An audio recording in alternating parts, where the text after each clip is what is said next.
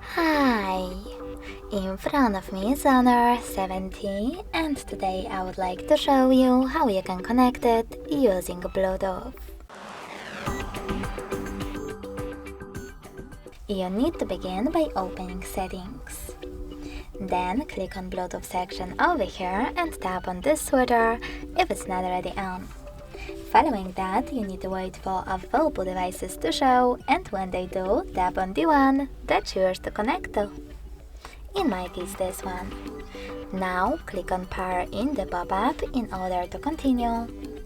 And wait for the other device to do the same. As you can see, after a while, my devices were successfully connected. In order to disconnect them, select this gear icon next to chosen device and tap on Pair. Then, to connect to the same one again, click on it and tap on Pair again.